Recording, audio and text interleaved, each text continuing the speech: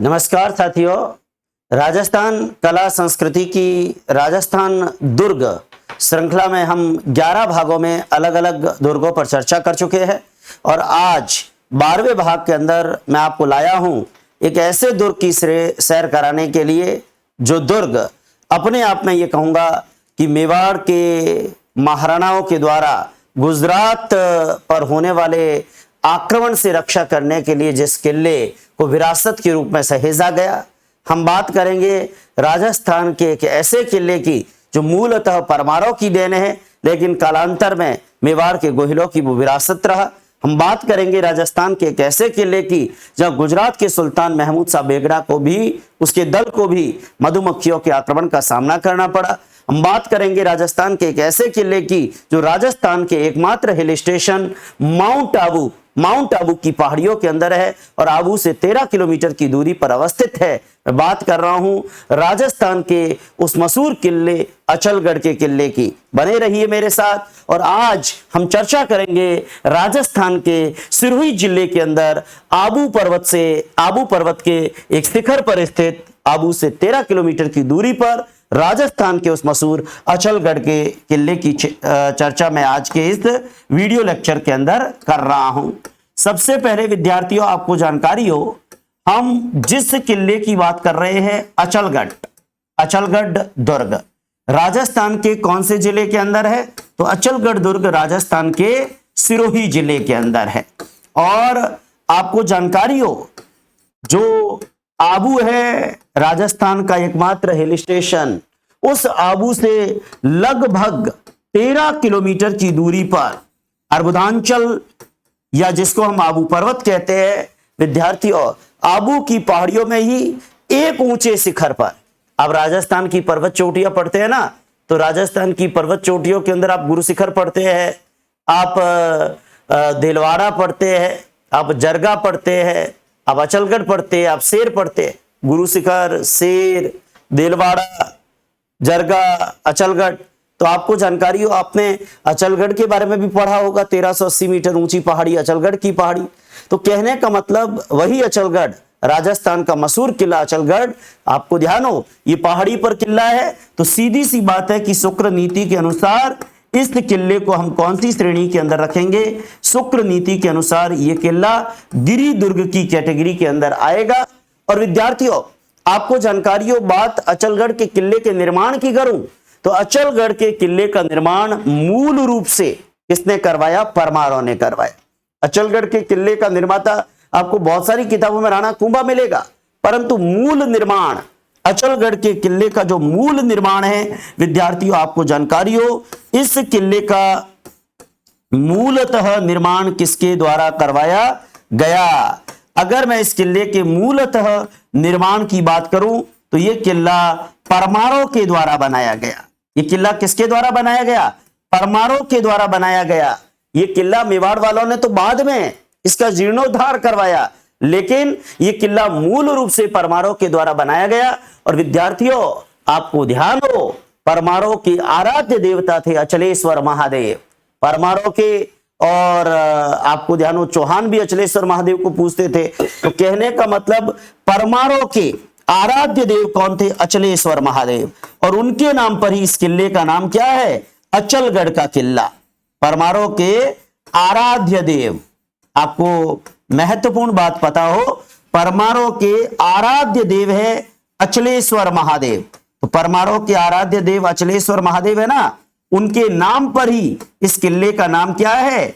अचलगढ़ का किला है। और आपको बताना चाह रहा हूं कि जहां परमारों ने, जो मूल रूप से परमारों का एक किला है, धीरे धीरे क्या हो गए? खंडर बन गए, धीरे धीरे भग्न अवशेष थे। और परमारों के बनाए हुए किले के भग्न अवशेषों पर इस किले का दोबारा निर्माण जिस रूप में ये वर्तमान में दिखाई देता है, आपको ध्यान हो, इस किले का पुनर्निर्माण किसके द्वारा करवाया गया? इस किले का पुनर्निर्माण मेवाड़ के प्रतापी महाराणा अभिनव भट्टाचार्य, हिंदू सुल्तान, राय रायण, गजपति, राणा रासो, पीलूपति, तोडरमल, कौन है इतनी उपाधियों का स्वामी? इतनी उपाधियों का स्वामी तो अकेला एक ही व्यक्ति है, श्यामल दास ने अपने वीर विनोद में लिखा है, मेवाड़ के 84 किलों में 32 किले अकेले उसकी दे रहे हैं। विद्यार्थियों, कौन है वो है राणा कुंभा। आपको जानकारी हो, इस किले का पुनर्निर्माण किसने करवाया? इस किले का पुनर्निर्माण राणा कुंभा के द्वारा करवाया गया। राणा कुंभा ने इस किले का पुनर्निर्माण करवाया। आज जिस रूप में यह किला है, हम अचलगढ़ दुर्ग का निर्माता राणा कुंभा को मान लेते हैं, जबकि आपको वस्तु स्थिति पता हो कि यह किला मूल रूप से परमारों का बनाया हुआ है, लेकिन जो खंडर बन गए, उन खंडरों को वापस एक किले के रूप में किसने सहेजा, वापस अपने घराने की विरासत किसने बनाया? तो विरासत बनाया था मेवाड़ के राणा कुंभा ने बनाया। और मेवाड़ के राणा कुंभा कहते हैं कि 1452 ईस्वी के अंदर इस अचलगढ़ के दुर्ग का निर्माण करवाया। वास्तव में यह पुनर्निर्माण ही है। अब कई किताबें इसको निर्माण लिख देती है। एक बार आरपीएससी ने अपने एग्जाम में पूछ लिया, अचलगढ़ दुर्ग का पुनर्निर्माण किसके द्वारा कराया गया? अब स्टूडेंट्स ने तो कुंभा को निर्माता पढ़ा तो सोचने लग गए कि पुनर्निर्माता कोई और होगा, जबकि उस सवाल का सही उत्तर क्या था? राणा कुंभा। आपको ध्यान हो, राणा कुंभा, क्योंकि मूल रूप से यह किला किसका बनाया हुआ है? मूल रूप से यह किला परमारों का बनाया हुआ है। परमारों के ही आराध्य देव अचलेश्वर महादेव थे, और उन्हीं के नाम पर इस किले का नाम क्या है? उन्हीं के नाम पर इस किले का नाम अचलगढ़ का किला है।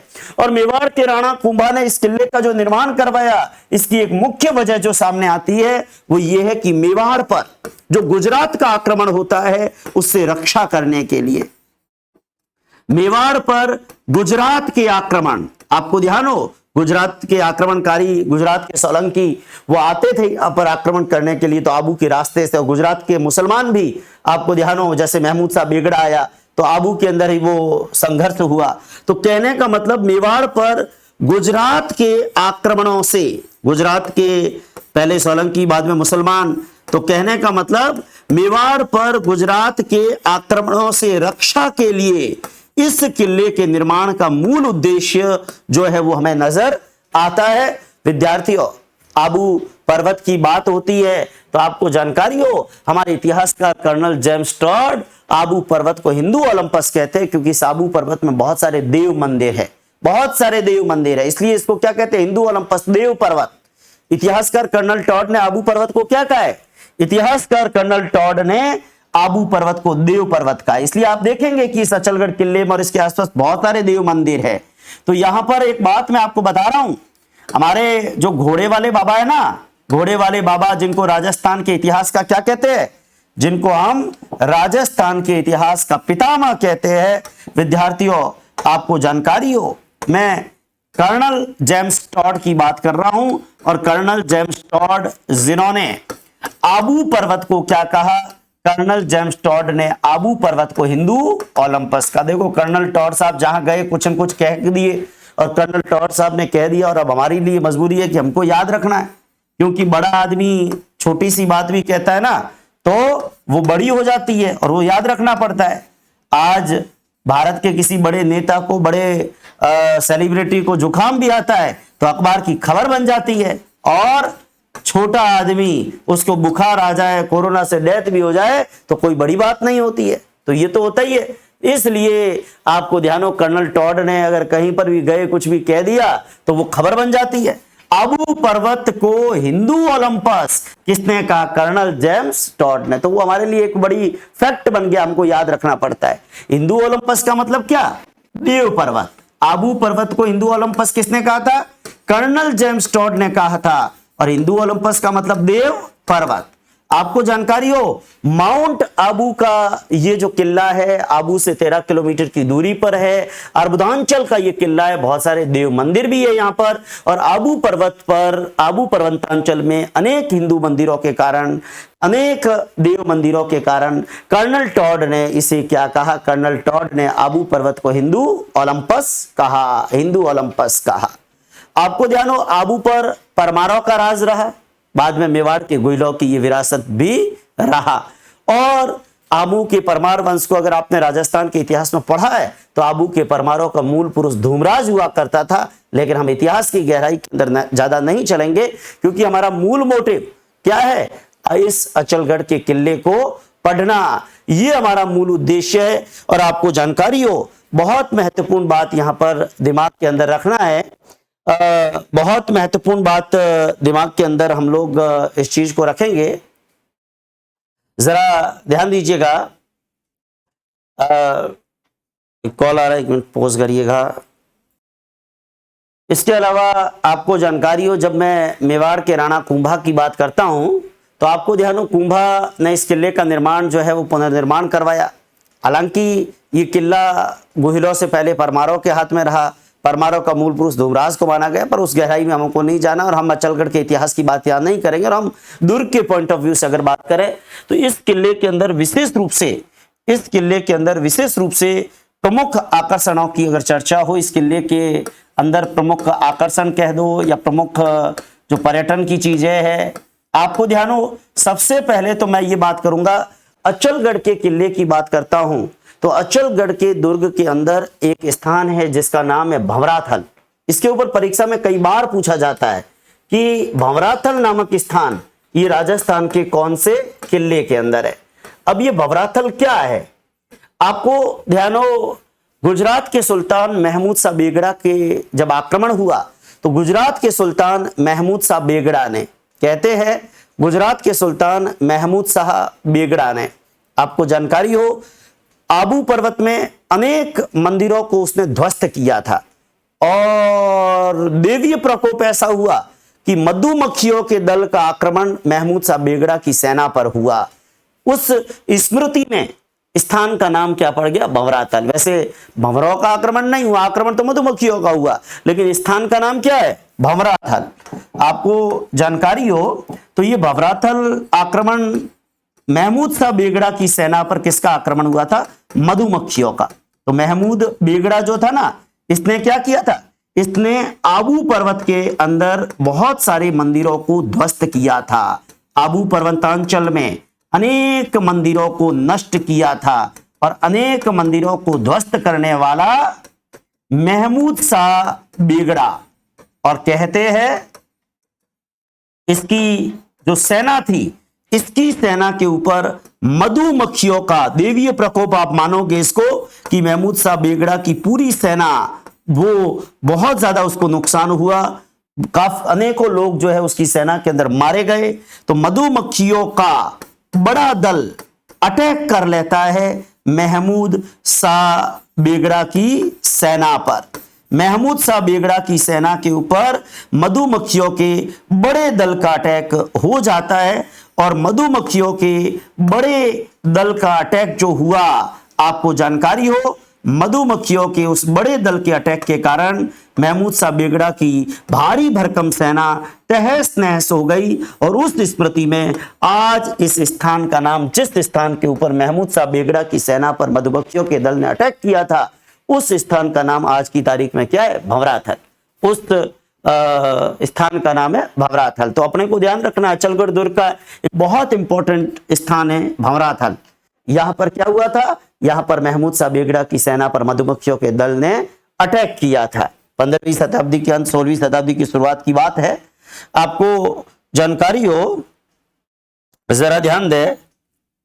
इसके बाद अचलगढ़ के दुर्ग में एक स्थान जिसकी चर्चा यहां पर मैं और करने जा रहा हूं, आपको ध्यान हो, अचलगढ़ के किले के बारे में अगर बात करें तो अचलगढ़ के किले के अंदर आपको जानकारी हो, कुंभा के राजमहल है। कुंभा ने इस किले का पुनर्निर्माण कराया तो कुंभा के राजप्रासाद है, कुंभा की ओखा रानी का महल है, कुंभा की ओखा रानी का महल है। यहां पर परमारों के द्वारा बनाई हुई पुरानी, मतलब कुंभा ने पुनर्निर्माण करा उससे भी पहले की चीज है, यहां पर परमारों की बनाई हुई एक अलार्म टावर, यानी कि खतरे की सूचना देने वाली बुर्ज है, जो जैसे ही दुश्मन का अटैक होता है फट से वो अलार्म बज जाता है। तो ऐसी एक बुर्ज है जो खतरे की सूचना दे देती है। और इसके अलावा सावन भादो की झील, ये भी बहुत महत्वपूर्ण बात अपने को दिमाग में रखना है। तो इस अचलगढ़ किले के विशेष आकर्षणों की बात करें तो एक तो कुंभा के राजप्रासाद, वो अचलगढ़ दुर्ग के भीतर है, क्योंकि कुंभा ने पुनर्निर्माण कराया तो अपने महल तो बनाए ही होंगे, क्योंकि कुंभा यहां पर भी रहा। कहते हैं कि 1452 के लगभग कुंभा ने यह किला पुनर्निर्मित करवाया और वो परमारों के बनाए हुए किले के भग्नावशेषों पर करवाया। इसके अलावा इस किले की चर्चा अगर करें तो इस किले में कुंभा की ओखा रानी का महल, कुंभा की ओखा रानी का महल, वो भी अचलगढ़ के दुर्ग का विशेष आकर्षण है। साथ में आपको जानकारियों खतरे की सूचना देने वाली बुर्ज, अलार्म टावर जो परमार कालीन है, खतरे की सूचना देने वाली, खतरे की सूचना देने वाली बुर्ज, या जिसको हम क्या कहते हैं, जिसको अलार्म टावर कहते हैं, अलार्म टावर, खतरे की सूचना देने वाली बुर्ज या अलार्म टावर। और आपको जानकारी हो ये किसकी देन है, ये परमार काल की है, मतलब परमारों की देन मानी जाती है।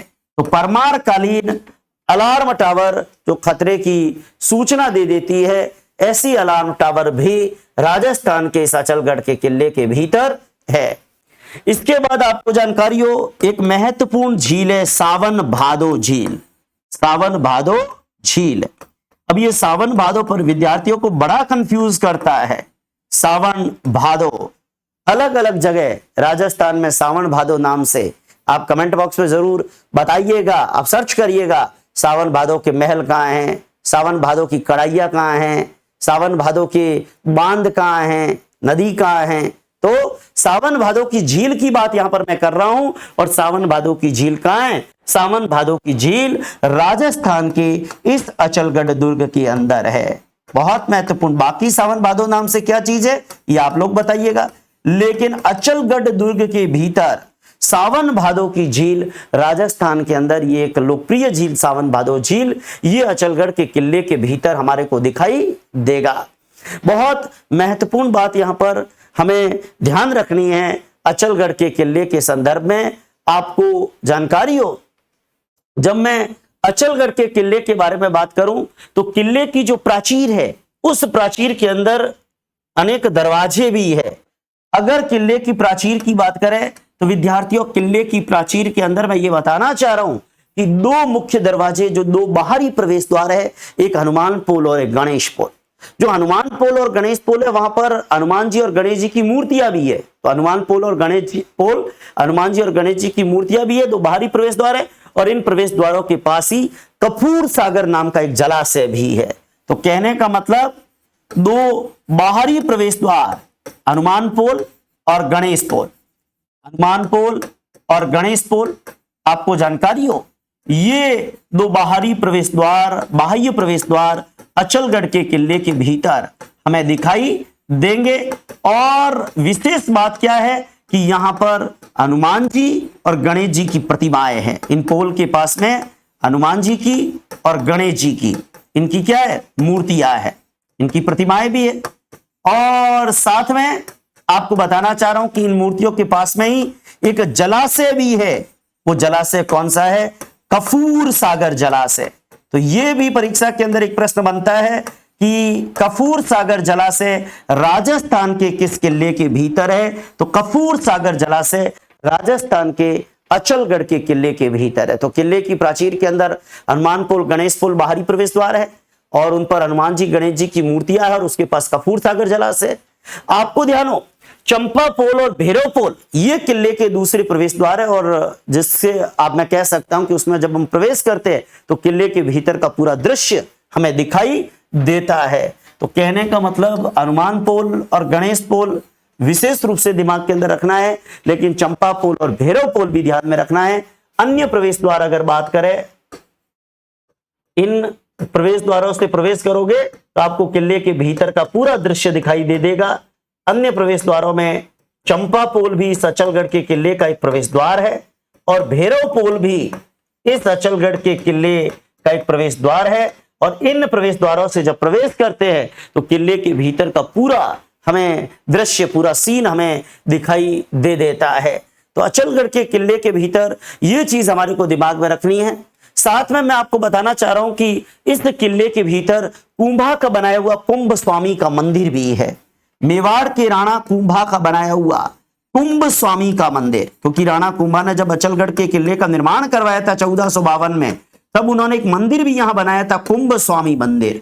ये कुंभ स्वामी मंदिर किसकी देन है? ये मेवाड़ के राणा कुंभा की देन है। मेवाड़ के अभिनव भट्टाचार्य हिंदू सुल्तान शासक राणा कुंभा की देन है।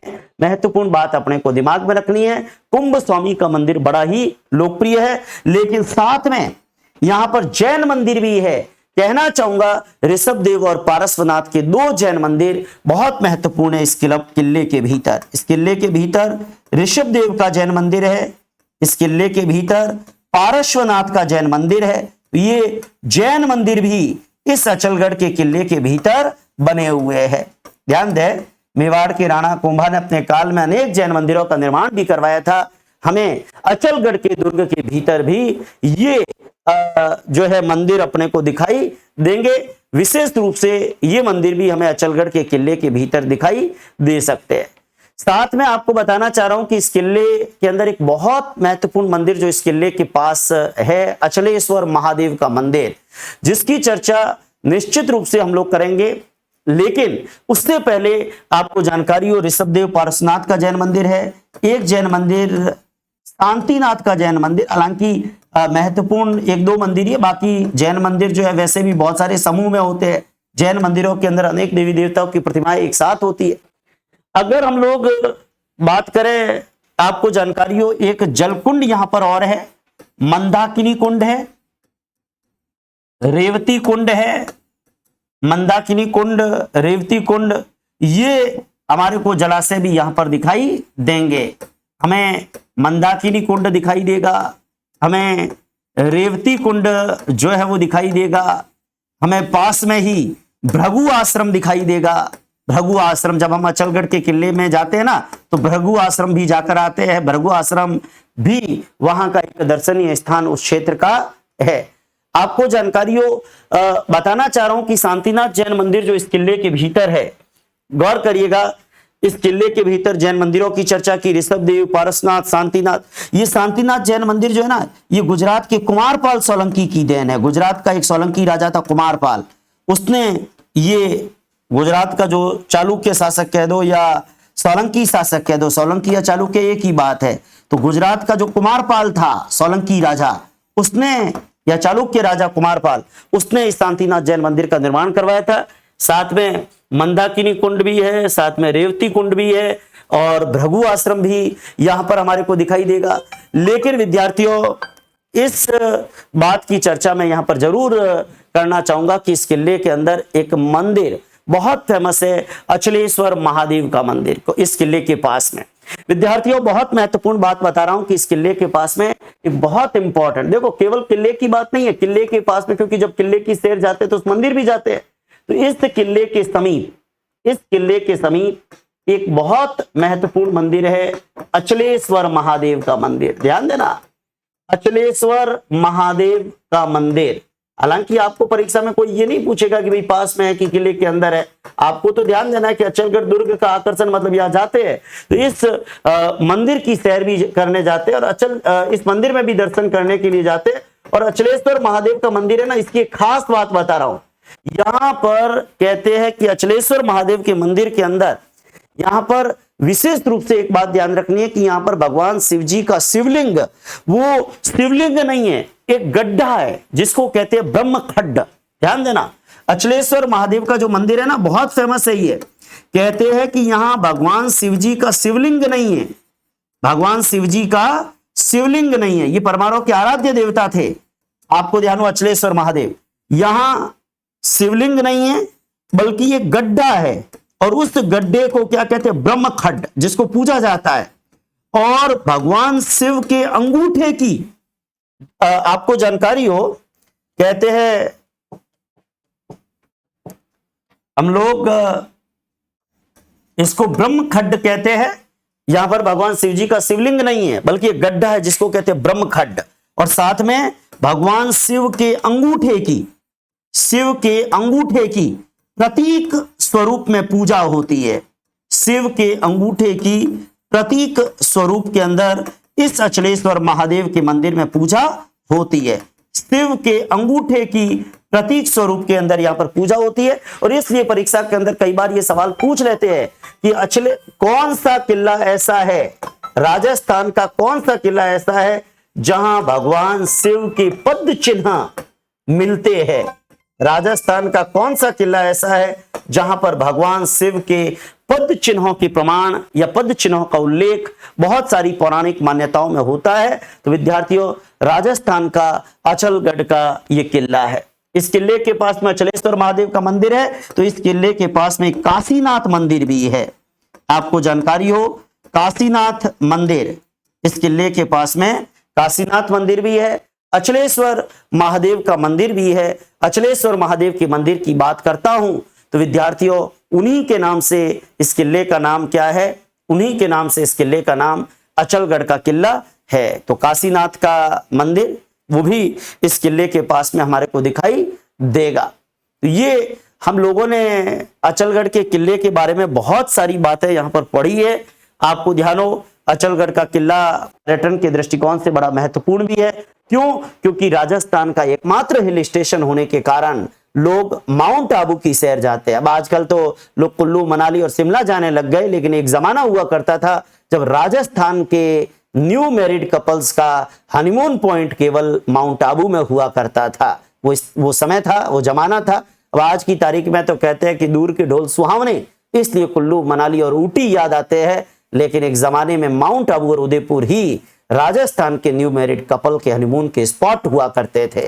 विद्यार्थियों, तो कहने का मतलब ये अचलगढ़ के किले के संदर्भ में मैंने चर्चा की, और मुझे लगता है आपको अचलगढ़ के किले के बारे में जितनी बातें मैंने बताई है, ये सारी बातें आपको समझ में आएगी और अचलगढ़ का किला बहुत अच्छे से समझ में आया होगा। लेकिन एक बात और आपको बता दूं, इस किले के बारे में जब हम बात करते हैं तो कहने का मतलब इस किले के पास में सिरोही के महाराव मान सिंह की स्मारक छतरी भी पास में है। ध्यान दीजिए, क्योंकि अचलगढ़ दुर्ग केवल दुर्ग के भीतर नहीं, दुर्ग का पूरा जो एरिया है उसके अंदर भी अगर कोई चीज आती है तो हमें याद रखनी है। सिरोही के महाराव मान सिंह की स्मारक छतरी भी पास में ही है। ध्यान दीजिए, तो सिरोही के महाराव मान सिंह की स्मारक छतरी ये भी हमारे को इस अचलगढ़ दुर्ग के समीपस्थ ही दिखाई देगी या अचलगढ़ दुर्ग क्षेत्र में दिखाई देगी। तो विद्यार्थियों, ये था राजस्थान का मशहूर अचलगढ़ का किला। लेकिन अचलगढ़ के किले पर ही इस वीडियो लेक्चर को खत्म नहीं कर रहा हूं, ये वीडियो लेक्चर आगे बढ़ रहा है और ये लेक्चर आपको जानकारी हो राजस्थान के एक और किले पर जा रहा है। राजस्थान का एक और किला, रेगिस्तान के बीच में आया हुआ राजस्थान का एक और किला, मैं बात कर रहा हूं राजस्थान के अई छत्रपुर दुर्ग, नागौर दुर्ग की। तो मैं इसी वीडियो लेक्चर में आपको एक और दुर्ग, क्योंकि बहुत संक्षिप्त सी जानकारियां उस दुर्ग पर आपको याद रखनी है, तो उस दुर्ग का जिक्र भी हम लोग साथ में कर रहे हैं। हम बात कर रहे हैं राजस्थान के नागौर दुर्ग की। नागौर दुर्ग कह दीजिए, नाग दुर्ग कह दीजिए, अई छत्रपुर दुर्ग कह दीजिए। अई छत्रपुर, नागौर का प्रारंभिक नाम क्या था? अई छत्रपुर। नाग दुर्ग कह दीजिए, अई छत्रपुर दुर्ग कह दीजिए। विद्यार्थियों, आपको जानकारी हो, इसको नागपुर कह दीजिए, इसको नागाना कह दीजिए। नागाना का नाम भी इसके लिए प्रसिद्ध रहा। वैसे एक नागाना बाड़मेर में भी है, लेकिन इसके लिए भी नागाना नाम लोकप्रिय रहा। इसके लिए, इस किले के लिए नागपुर नाम, वैसे नागपुर संतरों की नगरी तो महाराष्ट्र में है, लेकिन इस किले के लिए भी बहुत पहले नागपुर शब्द भी यूज किया गया, नागाना भी यूज किया गया, नागदुर्ग भी यूज किया गया। आपको जानकारी हो, इस किले की बात जब हम करते हैं तो विशेष रूप से इसको नागौर का दुर्ग कहते हैं, और नागौर के दुर्ग के साथ में हम इसको अई छत्रपुर का दुर्ग कहते हैं। और आपको ध्यान हो, नागौर के किले का या नागौर का प्रारंभिक नाम क्या था? आपको जानकारी हो, नागौर का पुराना नाम क्या था? तो नागौर का पुराना नाम था अई छत्रपुर। नागौर का पुराना नाम क्या था? अई छत्रपुर। और वही अई छत्रपुर कालांतर के अंदर क्या बन गया? नागौर, नागौर बन गया। आपको ध्यान हो, जब मैं नागौर की बात करता हूं, जब मैं नागौर की चर्चा करता हूं, मैं आपको बताना चाह रहा हूं कि ये नागौर का किला अगर शुक्र नीति के अनुसार बात करूं तो ये धानवन दुर्ग की श्रेणी में आता है, क्योंकि रेगिस्तान के बीच में है। धानवन दुर्ग की श्रेणी के अंदर है। इस किले को शुक्र नीति के अनुसार बात करें तो कौन सी श्रेणी में आएगा? ये धानवन दुर्ग की श्रेणी के अंदर आएगा क्योंकि मरुभूमि के बीच में अवस्थित है।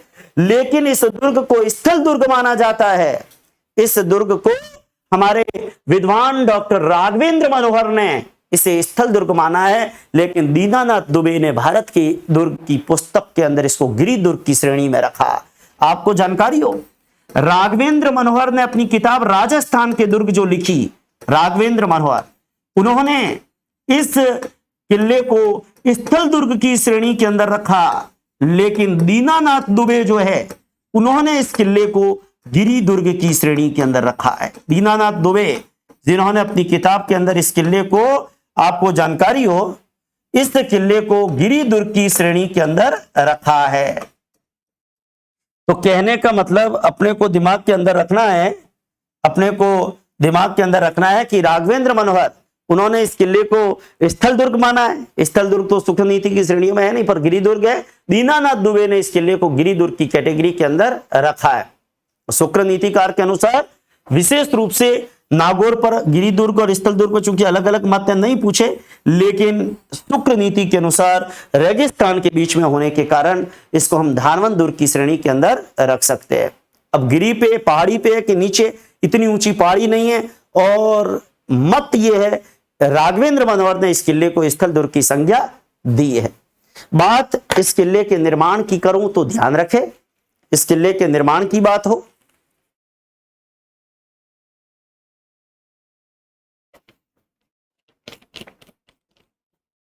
आपको जानकारी हो, इस किले के निर्माता को लेकर अलग अलग मतांतर है।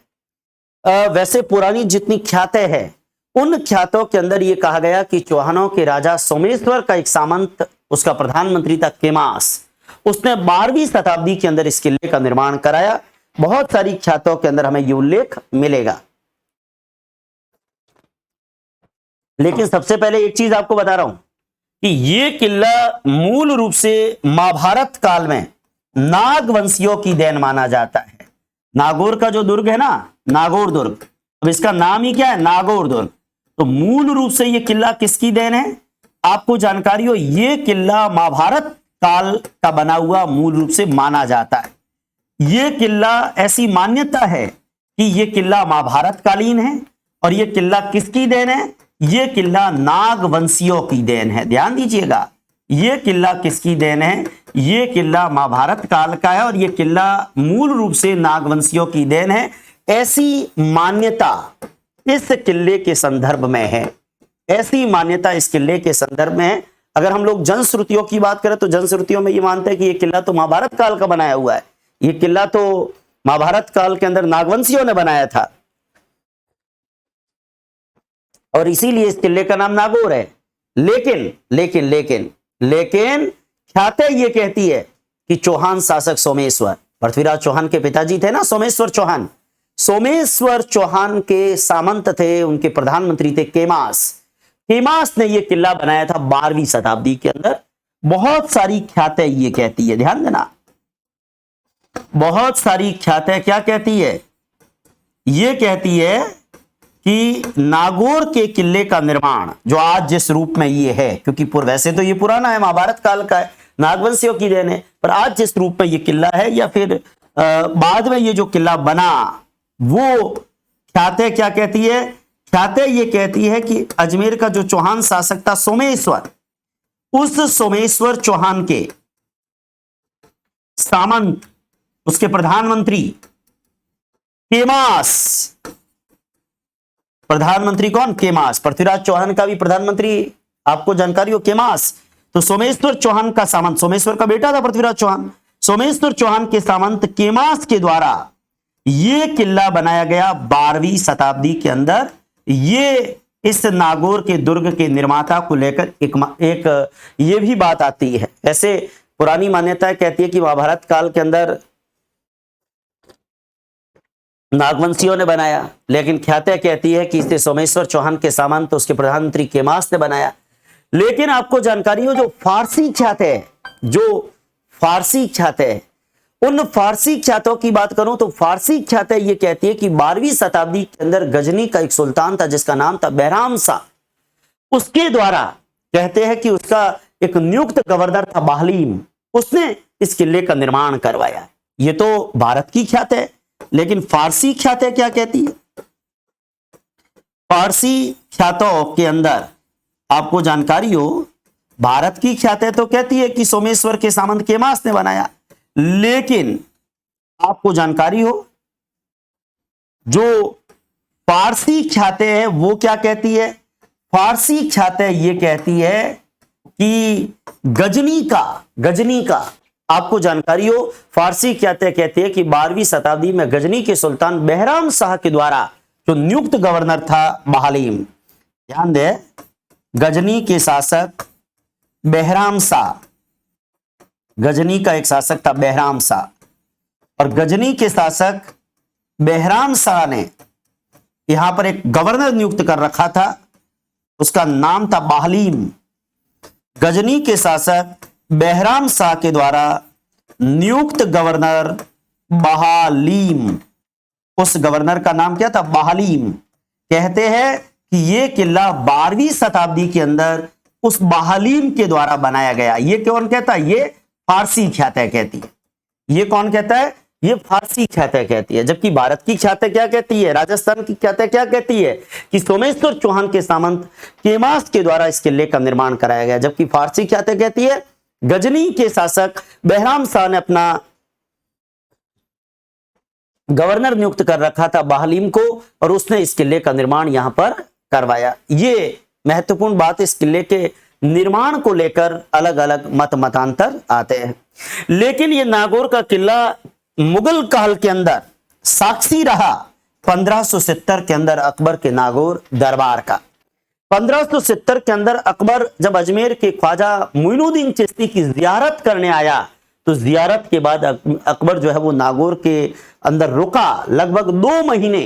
कहते हैं कि 2 महीने तक लगभग वो यहां पर रहा, 2 महीने तक वो यहां पर रहा।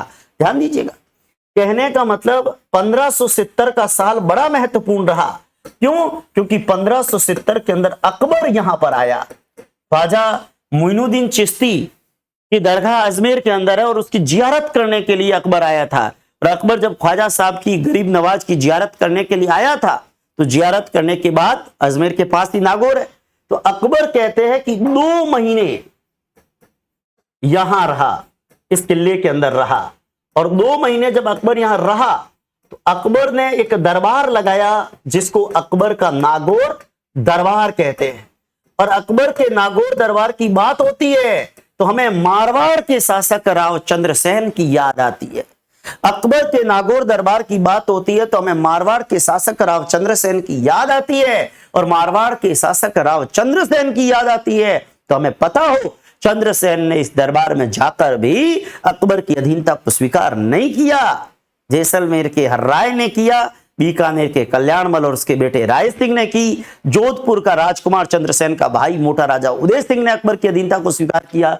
लेकिन अकबर के नागौर दरबार के अंदर आपको जानकारी हो, अधीनता स्वीकार करने वाले तो बहुत सारे लोग थे। अधीनता स्वीकार करने वाले कौन कौन थे? अकबर की अधीनता किसने स्वीकार की?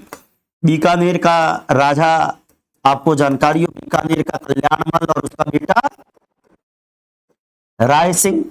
बीकानेर का राजा कल्याणमल और उसका बेटा राय सिंह आए थे नागौर दरबार में, अधीनता स्वीकार की। आपको ध्यान हो, जोधपुर से चंद्रसेन का भाई राजकुमार चंद्रसेन का बड़ा भाई, हालांकि वो राजा उस समय तक नहीं बना, बाद में बना था चंद्रसेन की मौत के बाद, मोटा राजा उदय सिंह। जैसलमेर से आपको जानकारी हो हर्राय, ये सारे लोग आए, इन्होंने अकबर की अधीनता को स्वीकार कर लिया। लेकिन अकबर का बहिष्कार किसने किया? अधीनता स्वीकार नहीं, ठुकराई, अधीनता को ठुकरा दिया। आपको जानकारी हो किसने अधीनता को ठुकराया? तो वो था जोधपुर का राजा चंद्रसेन। तो जोधपुर के राजा चंद्रसेन के व्यवहार के कारण ये नागौर का दरबार, देखो चंद्रसेन के कारण अकबर का ये नागौर दरबार आज भी हम इतिहास में जब चंद्रसेन को याद करते हैं, जब हम राजस्थान के भूले बिसरे राजा जो महाराणा प्रताप के अग्रगामी रहे और जिनको मारवाड़ का राणा प्रताप कहते हैं, चंद्रसेन की बात करते हैं तो हमें ये नागौर का दरबार जरूर याद आता है। कहते हैं कि जोधपुर के चंद्रसेन ने अकबर की अधीनता को ठुकरा दिया, अकबर की अधीनता को अस्वीकार कर लिया। अधीनता स्वीकार किसने की थी? बीकानेर के कल्याणमल और राय सिंह ने, जोधपुर के मोटा राजा उदय सिंह ने, जैसलमेर के हर राय ने। लेकिन चंद्रसेन ने, जिसको राजस्थान के इतिहास का विस्मृत नायक कहते हैं, उसने अकबर की अधीनता को स्वीकार नहीं किया। अकबर जब इस नागौर के दरबार में रहा तो विद्यार्थियों, अकबर ने नागौर के अंदर एक तालाब का निर्माण करवाया। उस तालाब का नाम था शुक्र तालाब। अकबर ने नागौर के अंदर एक तालाब का निर्माण करवाया और उस तालाब का नाम क्या था? उस तालाब का नाम था शुक्र तालाब। बहुत महत्वपूर्ण बात ध्यान देनी है। अकबर के नागौर दरबार में जब अकबर का नागौर दरबार लगा, अकबर 2 महीने यहां पर रहा, तो अकबर ने, आपको जानकारी हो, नागौर के अंदर एक शुक्र तालाब का निर्माण भी यहां पर करवाया। बहुत महत्वपूर्ण बात यहां पर ध्यान देनी है कि शुक्र तालाब का निर्माण भी अकबर ने नागौर के इस किले के भीतर करवाया था। ये भी महत्वपूर्ण बात हमें नागौर के संदर्भ में दिमाग के अंदर रखनी है। लेकिन विद्यार्थियों, बात नागौर की करते हैं तो यहां पर अकबरी महल भी है जो बड़े फेमस है। आपको जानकारी हो, अकबर के नागौर के अंदर शुक्र तालाब का निर्माण भी है और अकबर यहां पर रहा, इसलिए नागौर के किले के अंदर अकबरी महल भी है, क्योंकि उन्हीं महलों में तो आपको जानकारी हो, कहते हैं अकबर रहा जिन महलों में, उसे हम अकबरी महल कहते हैं। नागौर का किला जल संरक्षण का भी उत्कृष्ट उदाहरण है। आपको जानकारी हो, कहते हैं कि सालों पहले भी इस किले के भीतर पानी को एक स्थान पर संग्रहित करके रखे जाने की व्यवस्था थी और किले की जो मोटी मोटी प्राचीरें थी उनके ऊपर भी नालियों का निर्माण इस प्रकार किया गया कि सारा पानी बहकर एक के बाद एक कुएं नुमा खड्डों से होता हुआ बावड़ियों में पहुंच जाए। कहने का मतलब, जल प्रबंधन की उत्कृष्ट प्रणाली के लिए नागौर का किला जाना जाता है। ये नागौर का किला है ना, यहां पर पानी एक ही जगह इकट्ठा करके रखा जा सकता था और नालियां भी इस तरीके से कि सारा पानी, आपको जानकारी हो, जल प्रबंधन की उत्कृष्ट प्रणाली हम नागौर के किले के भीतर देख सकते हैं। कहते हैं कि बरसों पहले भी किले के पानी को एक स्थान के ऊपर संग्रहित करके रखा जाता था।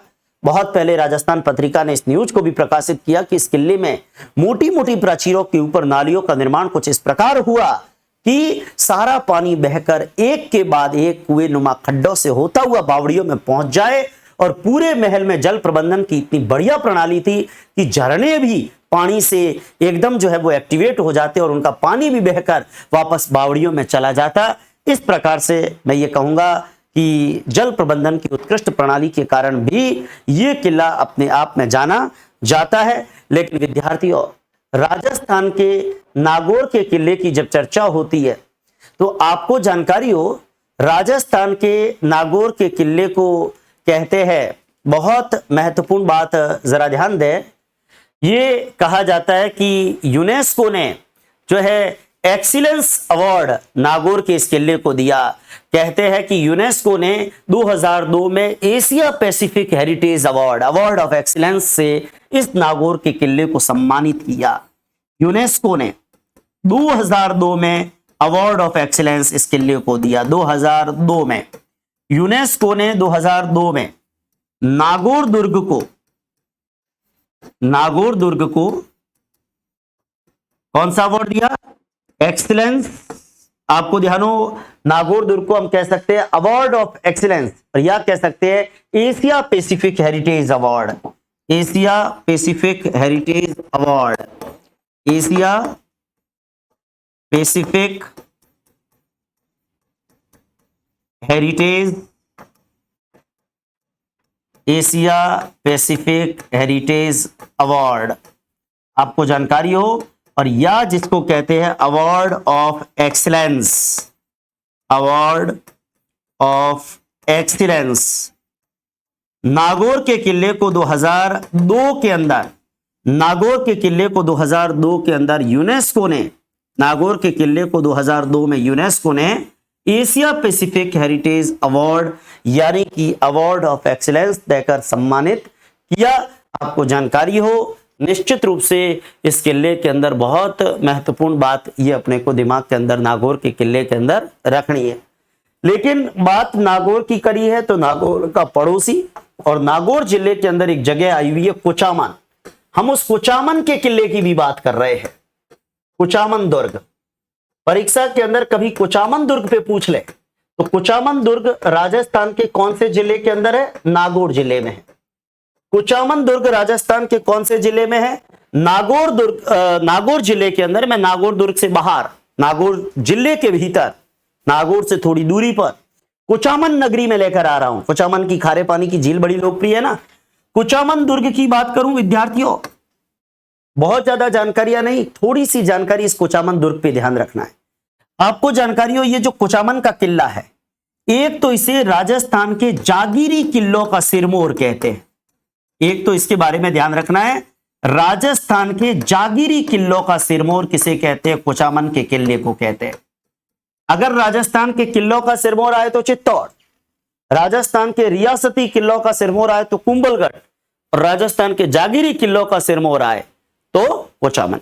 राजस्थान के सभी किलों का सिरमौर चित्तौड़, राजस्थान के रियासती किलों का सिरमौर कुंभलगढ़, और राजस्थान के जागीरी किलों का सिरमौर तो कौन सा किला लिखेंगे?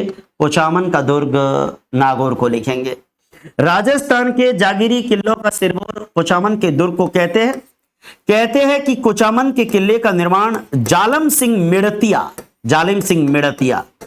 ये जालिम सिंह जो मेड़तिया है, कहते हैं कि 1727 के अंदर जोधपुर के राजा अभय सिंह ने इसको कुचामन की जागीर दी थी। ध्यान देना, जोधपुर के राजा अभय सिंह, जोधपुर के राजा अभय सिंह, वही अभय सिंह जिनके काल में खेजड़ली कांड हुआ। तो जोधपुर के राजा अभय सिंह ने 1727 में,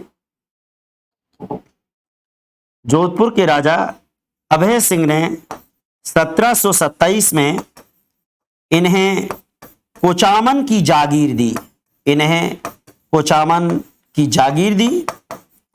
और आपको ध्यान हो, कहते हैं कि जालम सिंह मेड़तिया ने पनखंडी महात्मा के आशीर्वाद से इस कुचामन के किले का निर्माण करवाए। पनखंडी महात्मा था, पता नहीं कौन थे, लेकिन पनखंडी महात्मा के आशीर्वाद से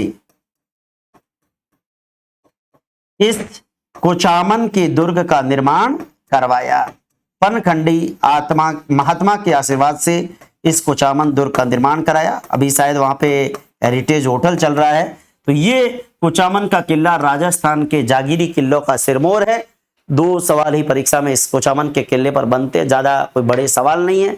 तो आज के इस वीडियो लेक्चर में मैंने चर्चा की राजस्थान के बहुत मशहूर गिरिदुर्ग, राजस्थान के हिल स्टेशन माउंट आबू की वादियों में, माउंट आबू की पहाड़ियों में आए अचलगढ़ किले की बात की। साथ में मैंने बात की महाभारत काल के नागवंशियों की देन, और आपको जानकारी हो जल प्रबंधन की उत्कृष्ट प्रणाली और शुक्र तालाब के लिए जाने जाने वाले नागौर के किले की बात की, और साथ में जागीरी किलों के सिरमौर कुचामन के दुर्ग की भी हल्की फुल्की चर्चा हमने इस लेक्चर के अंदर की है। उम्मीद करता हूं ये लेक्चर आपको पसंद आया होगा। अगली कड़ी के अंदर जब मैं दुर्ग की श्रृंखला के 13वें भाग में आऊंगा तो राजस्थान के एक और किले की सैर आपको कराऊंगा। तब तक के लिए धन्यवाद। वंदे मातरम।